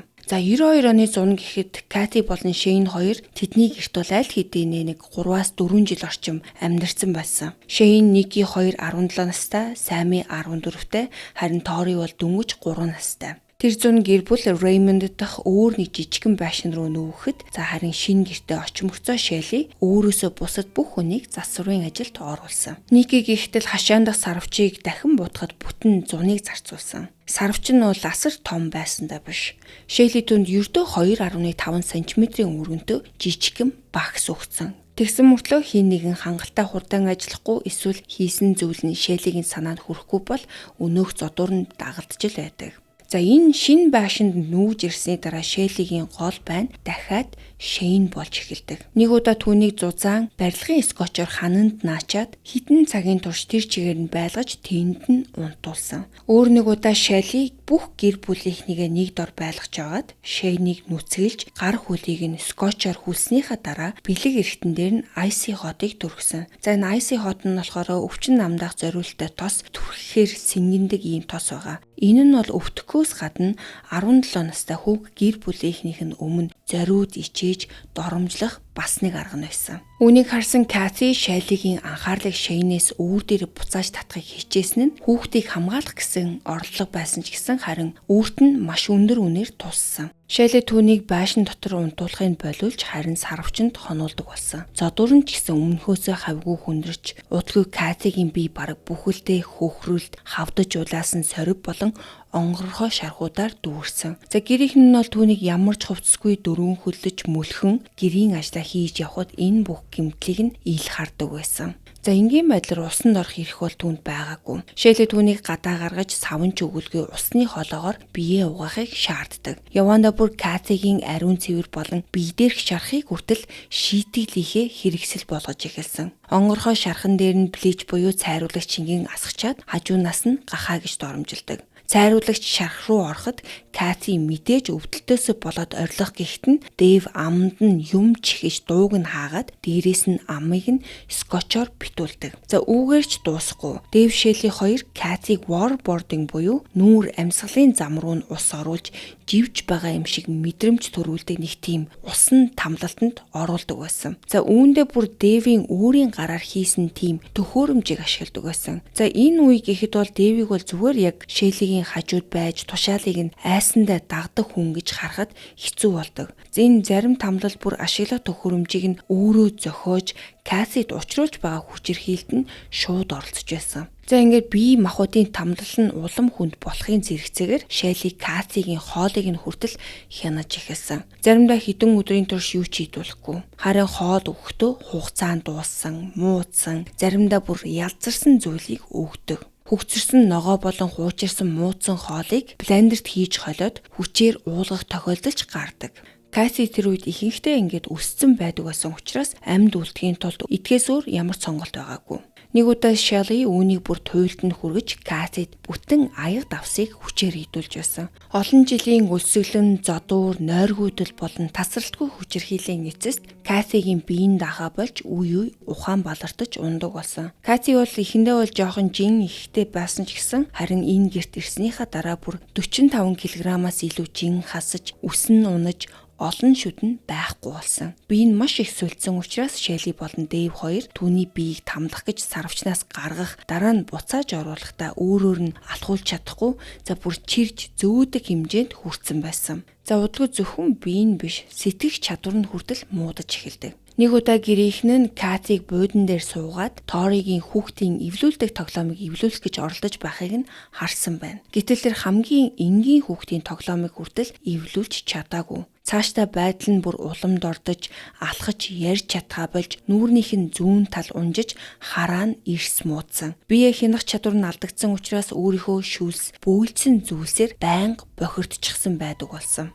Кати анх эдний дэрэгтээ эрүүл чирэг эмэгтэй байсан. Харин 6 жил орчим үргэлжилсэн энэ өссөглөн, доромжлол, тамлал нь түүний бие болон сэтгэх чадварыг ийм хэмжээнд хүртэл сүйтгэсэн. 94 оны 7 сарын 1 өдөр Дэв Катиг хорж байсан угаалгын өрөөнөөс хачин хэржинсэн хоолой нь ямар нэг зүйлээр бүглэрчгсэн мэт чимээг сонссон байна. Катигийн бие ямар муу болсныг мэддэг байсан болохоор Дэв үе орж шалгадаг байсан. За харин энэ удаа юу болсныг харахаар ороход Кати шалан дээр хөдөлгөөнгүй хэвтэж ам орчим нь бүйлдсэн зүйлээр дүүрсэн байсан. Дэв амьсгалын замыг нээх гэж оролдож хажуугаар нь эргүүлээд CPR хийх гэж оролцсон ч гэсэн аль хэдийнэ хитрхи оройтсон байсан. Ингэж Кати өөрийнхөө бөөлцсөн зүйлдээ хахаж нас барсан. Гэхдээ Шелли болон Дэв хоёр цагдаа дуудаагүй. Түргэн тусламжиж дуудаагүй.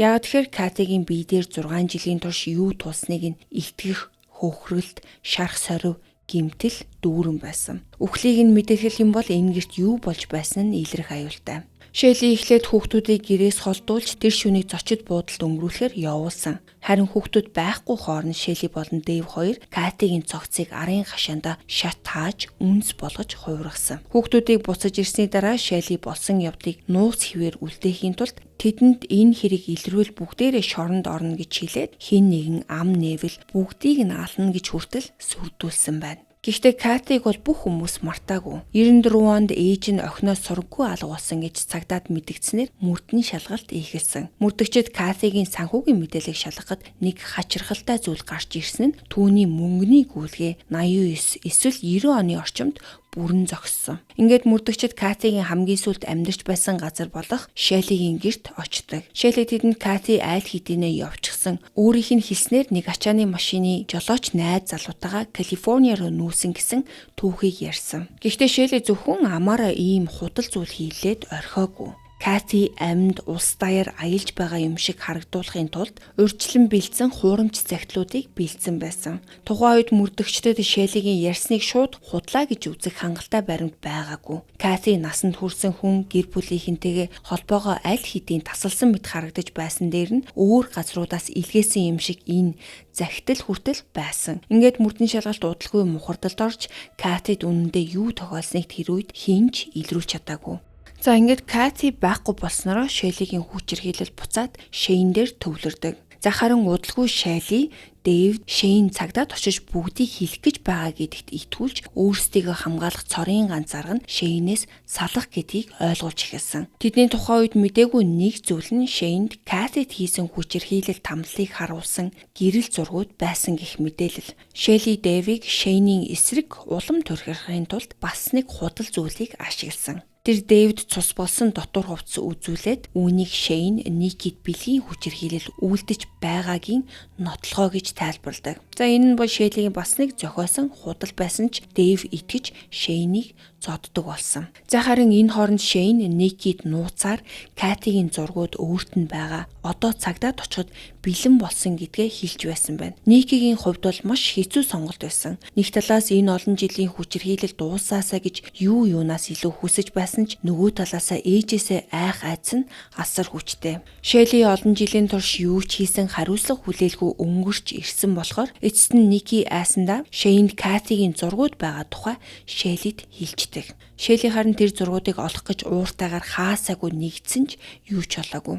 Тэгээд харин Шейнийг өөрөө зохицуулахын оронд Дэвийг явуулсан. Шейн тухайн үед Шеллигийн гэрт 7 жил амьдарч тэр бүх хүчирхийллийг тэсэж гарсан ч 95 оны 2 сарын 1 шөнө амьдрал нь дууссан. Тэр шөнө яг ямар дараалалаар юу босныг бүрэн тогтоогоогүй ч эцэст нь Дэв Шейнийг 22 калибрын буугаар буудан хөнөөсөн. Дараа нь Дэв Шейний цогцыг хүнжлөөр ороож Катигийнхтай адил арын хашаандаа шатаасан. Хоёр хүний өхлийг бүрэн нуухын тулд Кати болон Шейний үнсийг далайд цацсан байна. Гэхдээ Ники болон Саймын хоёрын хувьд Кати Шейн хоёрын алга бололтын хооронд нэг том ялгаа байсан. Тэд Катид юу тохиолдож байсныг мэдэж байсан ч харин Шейн нас барсныг огт мэдээгүй. Шелли бол огтдоо Шейнийг гэрээс зугатаагаад Аляска руу загасчнаар ажиллахаар явсан гэж хэлэхэд охид итгээгүй ч гэсэн тэдэнд итгэхээс өөр ямар нэгэн сонголт байгаагүй. За харин яг энэ үед Ники 18 нас хүрч өөрийнхөө амьдралын хамгийн том зорилгын нэгийг биелүүлэхээр оролдож эхэлдэг. Олон жилийн турш Никид нэг л энгийн мөрөөдөл байсан. Ердөө л энэ гэрээс гарч ээжээсээ холдож сургуульд явах. За мэдээж Шелли бол түүнийг явуулахыг хүсээгүй. Ники гэртээ үлдээхийн тулд чадах бүхнээ хийсэн ч энэ удаа өмнөх шигээ амар байгаагүй. Олон жил айж дуугүй төвчсөн Ники одоо ээжийнхээ өдөөс сэтгэл санааны хувьд төдийгүй биеэрээ ч гэсэн эсэргүүцэж игалсан. Шелли гар хүрвэл Ники ч гэсэн буцаагаад гар хүрдэг. Энэ нь бол гэрийнхний бүгдийг нь цочирдуулдаг. Яагаад тэгэхээр өмнө нь бараг хинч Шеллигийн өмнөөс ингэж шууд босож байгаагүй. Шелли ч гэсэн нэг зүйлийг ойлгодог. Хэрвээ Ники гэртээ ингэж хүчээр үлдээвэл түүний эсэргүүцэл бусдад нөлөөлж бусд нь хүртэл адилхан босож игэлж магадгүй гэж бодсон. Ингээд эцэст нь Никийг нэг авга хичээнд нь амьдруулахаар явуулсан. Харин Ники тэр өдрөөс хойш тэдний гэрт дахиж амьдраагүй. Тэр авга хичээсээ өөрийг нь хизээж битгий явуулаач гэж гуйсан ч яагаад ээжээсээ ингэтлээ айж байгаагаа бүрэн тайлбарлаж чадаагүй. За энэ гэрээс гараад нэг их худалгүй Ники цагдаад юу болсныг хэлэх гэж оролцсон ч шалгалт бол ердөө хитгэн асуултаас цаашаа явж чадаагүй. Шелли Дэв хоёрт бол өмнө нь хийсэн гэмт хэргийн түүх байгаагүй. Хүүхдүүдийн сургуулийн мэдээлэлс ч гэсэн харахад гэр бүлд нь ямар нэгэн ноцтой асуудал байгааг олж харахад хэцүү байсан. Хүүхдүүд нь бүгдээрээ боломжийн дүнтэй. Хичээлээс гадуурх үйл ажиллагаанд оролцож байсныг нь харахад жирийн л нэг гэр бүл шиг харагддаг. Цагдаа нар Никитэй дахин ярилцахаар холбоо барих үед тэр бол айл хэдийнэ хотоос явцсан байсан болохоор асуудлыг цаашаа нухацтай шалгаагүй байна. За ингээд тэдний гэр доторх хүмүүсийн тоон ч гэсэн улам цөөрсөн. Ники явцсан, Кати болон Шейн хоёр аль хэдийнэ нас барсан. Харин Шеллид хяналтаа байлгаж уур хилэнгээ гаргах хүн хэрэгтэй хэвээрээ. За тэгээд түүний дараагийн гол байна Сами болсон.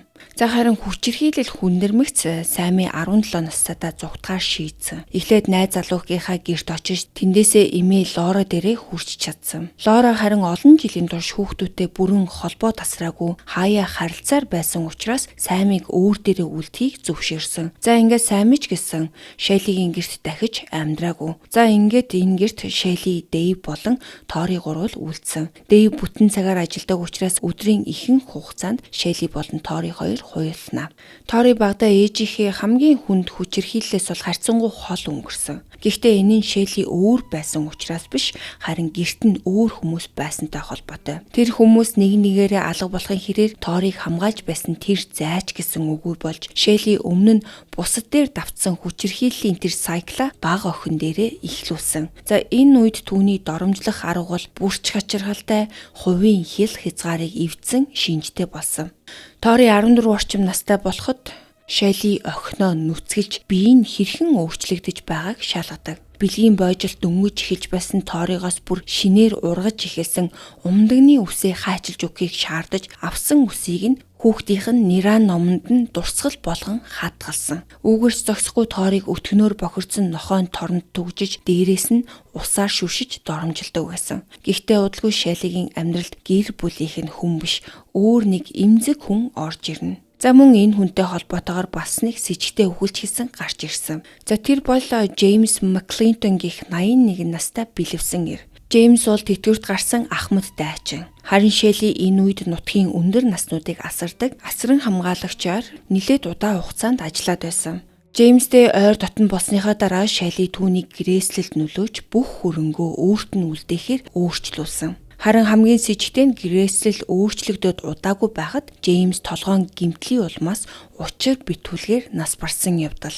Албан ёсны тайлбараар Джеймсийг тэрэгцрээсээ унахдаа толгоогоо цохиж нас барсан байж болзошгүй гэж үзсэн. За харин түүнийг олсон хүн нь бол Шелли. Шелли түүнийг олж харахад эргэн тойронд нь их хэмжээний цус байсан бөгөөд Джеймс аль хэдийнэ нас барсан байсан гэж тэр цагдаа нарт мэдүүлсэн. Гэхдээ хожим энэ үхэлд эргэлзэх олон хүмүүс гарч ирдэг. Зарим нь Шелли түүний толгоо руу мохой зүйлээр цогсон байж магадгүй гэж сэжилсэн бол өөр нэг таамгаар зориуд шаардлагатай асаргаа үзүүлэхгүй орхисноос үхэлд хүрсэн байж болохыг ярьдаг. За гэсэн ч 2002 оны 2 сарын 9-нд болсон Джеймсийн үхлийг албан ёсоор осол гэж тогтоосон бөгөөд цагдаа нар тухайн үед эрүүгийн мөрдөн шалгалтыг цааш үргэлжлүүлээгүй. За харин Джеймсийг нас барсны дараа Шелли түүний $140,000 үнэлгээтэй байшин, $5,000 бэлэн мөнгө, бүр нохойг нь хүртэл авсан. За энэс харахад бол Шелли энэ хүнийг алсан байх магадлал нь хамаагүй өндөр болоод ирж байгаа. За харин түүнийг нас барсны дараа Шелли дараагийн эмзэг хүнээ удаан хайгаагүй. Түүний амьдралд Рональд буюу Рон гэх 57 настай Ахмад дайчин орж ирнэ. За Рон бол өмнө нь эрүүл мэндийн салбарт олон жил ажиллаж байсан ч гэсэн сүүлийн хэдхэн сарын дотор амьдрал нь бүр гамшиг болсон ийм хүн байсан. Сан-Диегод байдаг найз залуугаасаа салаад зээлээ төлж чадаагүй улмаас байшингаа алдаад Реймонд хот руу нүүж ирсэн. За үүн дээр олон жилийн турш мансуурлах бодисын хамаарлын асуудалтайгаа тэмцэж явсан хүн. Өндөр настай ээжийг нь асарч байсан аав нь ч гэсэн саяхан нас барсан учраас Рон өөрөө ч гэр бүлийнх нь нөхцөл байдалч гэсэн эмзэг үе дээрээ явж байсан. Шелли эхлээд Роны өндөр настай ээжийн гэрээр очиж асаргаа үзүүлдэг ажилтан болсноор түүнтэй танилцсан. Ронд амьдрах газар хэрэгтэй байгааг мэдсэн Шелли гэртээ нүүж явахыг санал болгож 2001 оны намар тэр Шеллигийн гэрт ирж амьдрах болсон. За тэгэл бүх юм давтагдгаараа давтагдана. Эхний хэдэн сар бүх зүйл хэвэн.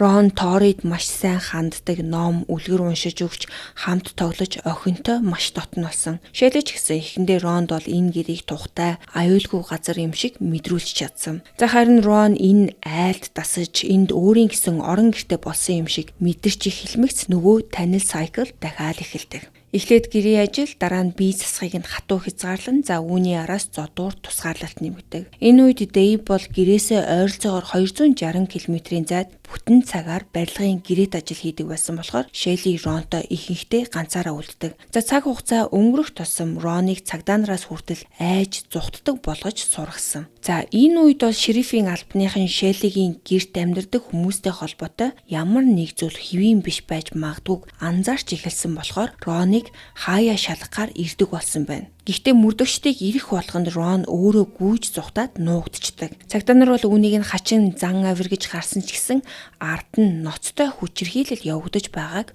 ойлгоогүй. Шеллигийн Ронд хийдэг зүйлс асар хурдан даамжирч сүулдэ өөрийнх нь шээсийг уулгах, бүр дээврээс үсрэхийг хүчээр шаардах хэмжээнд хүрсэн. Нэг удаа Рон дээврээс үсэрч гэмтсэний дараа Шелли шархыг нь эмчлэх нэрээр буцалсан халуун ус болон цайруулагч бодисыг хэрэгэлсэн. За Тори хожим энэ Роноос гардаг үнэрийг нь цайруулагч бодис болон яг тийм нэг ялзарч байгаа махны үнэр шиг гэж дүрсэлсэн байдаг. Арьсан цайруулагч нь түлэгдэж задарч байгаа мэт үнэртэй бөгөөд Роноос барахаасаа өмнөх бараг бүтэн сарын турш ийм үнэртэй явсан гэж Тори ярьсан. За яг Катид тохиолдсонтой адил Роны бие муудахын зэрэгцээ сэтгэх ойлгох чадвар нь ч гэсэн дордож байсан. Шеллитэй 3 жил амьдарсны дараа 2003 оны 8 дугаар сард Рон нас барсан бөгөөд яг юунаас болж үхсэн нь өнөөдрийг хүртэл тодорхойгүй хിവэрэ. За ингээд Роны үхэл бол Шеллигийн гэртэй холбоотой хамгийн сүүлчийн үхэл нь болж байгаа. За Роныг нас барсан өдөр Шелли ажил дээр байсан дээврийг уцтаад Рон амиа хоролцоо. Одоо гэртээ ирээд энэ цогцыг нь зохицуулах хэрэгтэй гэж хэлсэн. Харин Дэйв бол тэр дороо ирж чадахгүй байсан болохоор Шелли Роны цогцыг 4 өдрийн турш хөлдөөгчөнд хадгалж нөхрөө эрхийг хүлээж байсан. За харин Дэйв гэртээ ирсний дараа тэд Роны цогцыг арын хашаанда ойролцоогоор 1.2 метрийн гүнд буулж дээрээс нь мөчөөр бут сөг овоолон газрыг даалдалсан. За яагаад ингэж Кати болон Шейн хоёрын адил шатаагаагүй юм гэхээр энэ бол зуны дунд үе байсан бөгөөд тухайн хотод галт төмрийн эрсдлээс шалтгаалсан ил задгай галт түлэх хориг үйлчилж байсан.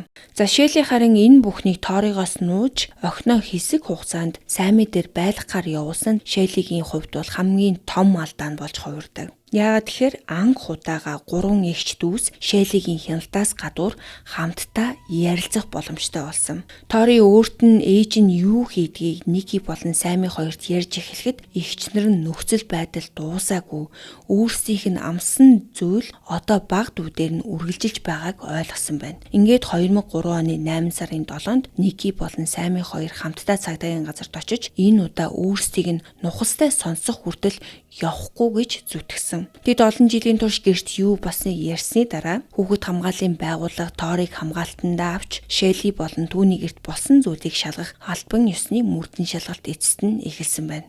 За Шелли энэ мэдээг сонсоод нөхцөл байдлыг өөрийнхөө талд эргүүлж чадна гэж бодсон юм шиг байгаа. Тэр Дэвийг цагдаагийн хэлтс рүү явуулж цагдаа нартай ярилцаад асуудлыг намжааж Ториг гэртээ буцааж авчиргэж явуулсан. За гэтэл энэ удаа төлөвлөгөө нь эсэргээрээ иргэдэг. Мөрдөгчд Дэвийг ирэхэд түүнээс асуулт асууж эхлэхэд тэр бол дарамтыг нь даалгүй маш хурдан бууж өгч олон жилийн турш гэрт нь юу болсныг бараг л бүгдийг нь ярьж өгсөн. Шеллид амархан захирагдаг байсан тэр зан нь энэ удаа өөрийнх нь эсрэг ажилласан. За гэхдээ Дэйв бол энэ бүхнийг ярьсан хэрнээ Шеллиг хамгаалсаар л байсан. Кати болон Рон хоёрт юу тохиолдсон, цогцуудыг хэрхэн нууснаа хүртэл ярьсан мөртлөө Шеллиг хүчирхийлэгч гэдгийг бүрэн хүлээн зөвшөөрч чадахгүй үйлдэлийг нь зөвтгөхийг оролцоор байсан. За ингээд 2003 оны 8 сарын 8-нд мөрдөгчд гэрт нь яг юу болж байсныг ойлгож эхэлмэгцээ эхлээд Дэйвийг удалгүй Шеллиг баривчилсан. Цагдаа хоригдсныхоо дараа Дэйв хит хэдэн мөрдөгчдтэй хамт гэрлүүгээ буцаж очиод Катигийн цогцыг хаана шатааснаа зааж өгсөн. Гэтэл тэнд байхдаа мөрдөгчдийн огт хүлээгээгүй зүйлийг бараг энгийн зүйл ярьж байгаа юм шиг гинэт хэлсэн. Шейнийг тэр сарвчны ойролцоо өөрөө буудсан гэдгээ хүлээсэн. Тэр мөч хүртэл цагдаа нар бол Шейнийг энэ хэргийн хохирогч гэдгийг ч мэдээгүй байсан. Ингээд Дэвийг цагдаагийн хэлтс рүү буцааж авчирч эхний мэдүүлэгтээ хэлээгүй Шейний талаар дахин байцааж эхэлсэн бөгөөд Дэвийн тайлбараар тэр шөнө Шейнтэй 22 калибрын буунаас болж маргалцсан. За мэдгүй яагаад ч юм Шейн бууг нь барьсан харин Дэйв түүнд буу байх ёсгүй гэж үзээд хоорондоо ноцолдож байгаад Шейнийг санамсаргүйгээр буудсан гэсэн ийм зүйл ярьсан байгаа. За энэ хэрэг цааш явхад мөрдөгчд болон прокуроруудад тулгарсан хамгийн том асуудал нь биед нотлох баримт бол маш бага байсан явдал. Шелли олон жилийн турш хийсэн зүйлсийнхээ ул мөрийг маш сайн арилгаж ирсэн. Катиг амьд байгаа мэт харагдуулахын тулд захидал хуурамчаар үлдэж, цогцуудыг шатааж, үлдсэн үнсийг нь далаад цацсан гэд өөрийгөө хамгаалах ажлыг урьдчилан хийж гисэн байсан. Шелли гадны хүмүүс гэрийнхээ бодит байдлыг нууж чаддаг байсныг батлах бас нэг зүйл гарч ирдэг. байдаг. Охидынх нь нэр нь тодорхойгүй нэг найз Шайлигийн гэрт нилээд удаан хугацаагаар байрлаж байсан бөгөөд мөрдөн шалгалтын үеэр тэр хүн гэрт байхдаа юр бусын зүйлийг огт хараагүй, бүх юм хэвийн харагдав байсан гэж мэдүүлсэн. За өөрөөр хэлбэл гэрт нь хонойж тэдэнтэй хамт амьдарч үдсэн хүн хүртэл юу болж байгааг мэдээгүй. Мөрдөгч Шайлигийн ойролцоогоор бараг 2 га газрыг бүхэлд нь ухаж шалгасан ч Кати болон Шейн хоёрын үлдэгдэл бараг бүрэн устдсан байсан. Тэдний олж чадсан зүйл нь ердөө 25 центийн зоосны хэмжээтэй түлэгдсэн хүний ясны жижиг хэсэг байсан. За харин арын хашаанаас бол Рони бүтэн үлдэгдлийг олж чадсан шүүх эмнэлгийн шинжилгээгээр түүний бие махбодын хүчирхийлэлд өртөж байсныг илтгэх шинжүүд байсан ч яг юунаас болж нас барсныг тогтоож чадаагүй. Байшин нэгчид алгуудыг шууд нотлох зүйл мөн л хангалттай олдоогүй ч Шайлигийн олон жилийн хүчирхийллийг батлах баримтууд гарч ирсэн. За тэдний дундаас хамгийн чухал нь бол угааж боловсруулаагүй зургийн пленк байсан бөгөөд дотор нь Кати ямар ч хувцасгүйгээр шалан дээгүр мүлхэж байгаа зураг байсан. За энэ бол нөгөө Шейний цагдаад үзүүлнэ гэж ярьж байсан тэр гэрэл зургуудын нэг юм шиг байгаа. За гэсэн ч прокуроруудын хувьд бол Шайли болон Дэйв хоёрыг 1-р зэргийн хүн амны хэрэгээр шүүх маш эрсдэлтэй байсан. Хоёр хохирогчийн цогцос байхгүй зам мөн нас барсан хүмүүсийн үхлийн шалтгааныг шинжилгээгээр бүрэн тогтоох боломжгүй. Тиймээс аллагуудыг санаатай урьдчилан төлөвлөсөн гэдгийг тангарагтнуудад нотлох нь хэцүү болсон. Ингээд илүү баттайгаар нь ял өгөхийн тулд 2-р зэргийн аллагаар явахаар шийдсэн байна. За гэхдээ үүний дээд ялгал тухайн үедээ ердөө л 22 жил байсан. Эцэст нь прокурорууд Дэйв болон Шейли хоёрт тусад нь ял тохиролцох саналыг тавьсан. Дэйв Шейний үхлийн хэрэгт 2-р зэргийн аллага, цогцыг хууль бусаар устгасан болон гэмт хэрэгт тусалсан хэрэгт бурууга хүлээсэн. За харин Шейли бол ховор хэрэглэгддэг Alfred Blake сонгосон. За би өмнөх хэрэгүүдэд энэ юу болохыг нь тайлбарлаж байсан. Энгийнээр бол би буруугүй, гэхдээ шүүхэд очивол намайг буруутгахад хангалттай нотлох баримт байгаа гэдгийг хүлээн зөвшөөрөөд шүүх хуралгүйгээр ял авахыг зөвшөөрдөг. За нэг тийм тохиролцооны хэлбэр. Ингээд Шейлийн Катигийн 2-р зэргийн аллага болон Рони хүний ам хөнөөсөн хэрэгт ийм тохиролцоо хийсэн. За эцэст нь Дэвид 15 жилийн хорих ялыг оноож 13 жилийг нь эдэлсний дараа 2016 онд хугацаанаасаа өмнө суллагдсан. Тэр шоронд байх хугацаанд Сами болон Трой хоёртой холбоотой хിവэрэ байсан бөгөөд хоёр охин хожим аавыгаа уучлсан гэж ярьсан. За харин Ники бол Дэвийг уучлаагүй. Яг тэгэхээр түүний хувьд тэр гэрт болсон зүйлс бол мартахын, уучлахын ч аргагүй байсан. Харин 2022 онд Шайли суллагдах хугацаа ойртоход Дэв хүртэл түүнээс хамгаалах шүүхийн захирамжийг хүссэн байна. Шайлиг бол 3 охиных нь хинэн ч уучлаагүй. Ял тохиролцсон байсан ч шүүгч боломжит хамгийн дээд хэмжээг сонгож 2004 онд түүнд 22 жилийн хорих ялыг оноосон.